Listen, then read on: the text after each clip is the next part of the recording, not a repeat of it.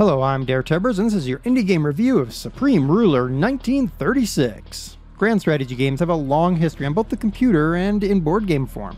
They test strategy buffs to come up with the perfect combination of country, military power, and economic ability to rule the world. This is Supreme Ruler 1936 from BattleGoat Studios. This is the latest incarnation of a series going way back to the TRS-80 computers of the early days of PC gaming. Is Supreme Ruler 1936 an enjoyable digital grand strategy game, or a game in need of a grand strategy of its own? Graphics are not of supreme importance in a grand strategy game. When playing a game like this, an up-close view isn't as important as a quality, readable regional view. You need to quickly see where units are, what they're doing, and assign them to areas. Supreme Ruler 1936 has a good graphical appearance. When you zoom in close, you can see that there's a very nice isometric view to the game. And at long range, it's usually easy enough to find your units on the map. The overlay is where you spend most of your time, and here things are okay, but not all that great.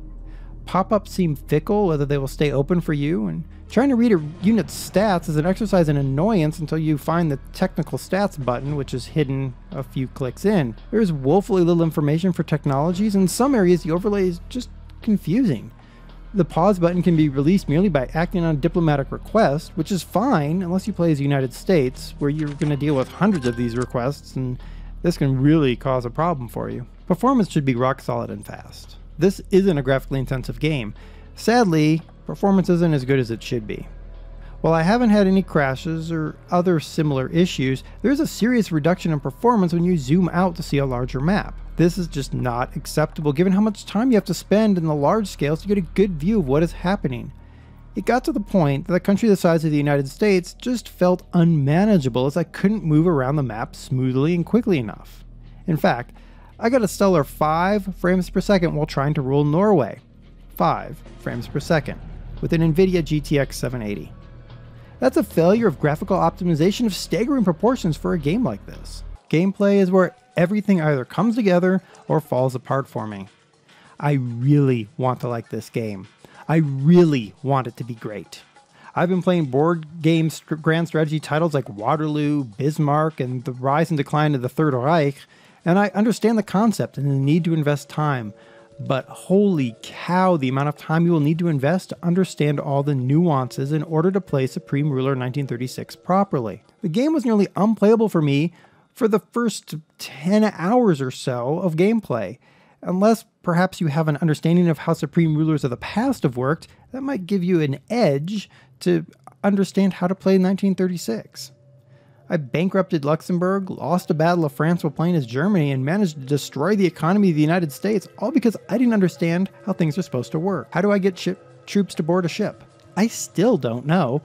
There's no help, and the forums are well nigh impossible to dig through, and there's no facts or wikis for Supreme Ruler 1936 yet. You have to read the older Supreme Ruler wikis and hope that what they tell you still applies to 1936. I've never had an AI country accept any diplomatic advances unless I pair it with a hefty amount of cash. I ask for criminal extradition rights from a country that likes my country, and it's denied. Why? There's no reason given, and I don't feel like I should have to give them money for a logical treaty like criminal extradition rights. If you play as Germany, prepare to be left out of decisions. A pop-up told me that I had signed a treaty with Japan, yet I still hadn't acted upon the diplomatic request yet. It all feels like the game is trying to force you down a path that you might not want to actually take. Units can get stuck trying to traverse the oceans because they're too big. I had the German battlecruiser Bismarck stuck in the Straits of Malacca because I couldn't get it to fit between the claimed seas, and once I got it stuck, I couldn't get it back out because it couldn't turn around. So I lost a capital ship because of this. The game doesn't have a learning curve. It has a learning vertical smooth rock wall, and you have to climb it without ropes. The tutorial is just pathetic. The PDF manual is just as bad, and the forums are just insane. People love the game, and rightfully so, and they write what amount to thesis papers on bits and pieces of the game, but it's thick with the lingo of the game, and it makes it unapproachable for the new player. Added to the fact that there's nothing really yet for 1936, so again, you're looking at older Supreme Ruler titles and hoping that what you're reading applies to the new Supreme Ruler. All this being said though, once you overcome this cliff, the game can be fun. I finally have a good run going as Argentina, though I have made everyone mad because I destroyed Paraguay and Bolivia, and I've also upset the League of Nations. And once you've upset the League of Nations, well, you're pretty much screwed. I am ally aligned.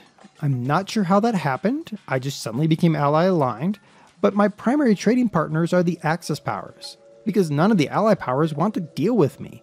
Even though I have a open workers agreement with Chile, Chile doesn't want to trade with me because I destroyed Paraguay and Bolivia. And there's really no way that I can figure yet to raise my diplomatic ability high enough to be back in the good graces of my partner Chile. I might just destroy them later, but we'll deal with that when it comes to it. I really, really wanted to love this game going into it. Now, after many, many hours of time, I'm finally starting to get my feet under me and beginning to really like the game. Civilization 5, this is not. You won't just jump in and rule the world.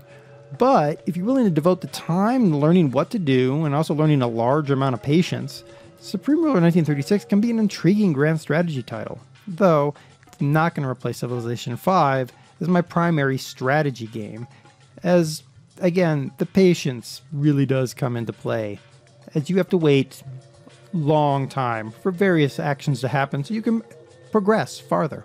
That being said, if you want a grand strategy title, I would certainly give Supreme Ruler 1936 a look, as long as you understand it's going to take some time and some patience to actually get your feet under you and not be absolutely murdered by every country around you. I've been DerTebbers, and this was an indie game review of Supreme Ruler 1936 from BattleGoat Studios. Until next time, keep the peace and watch out if you're chilly.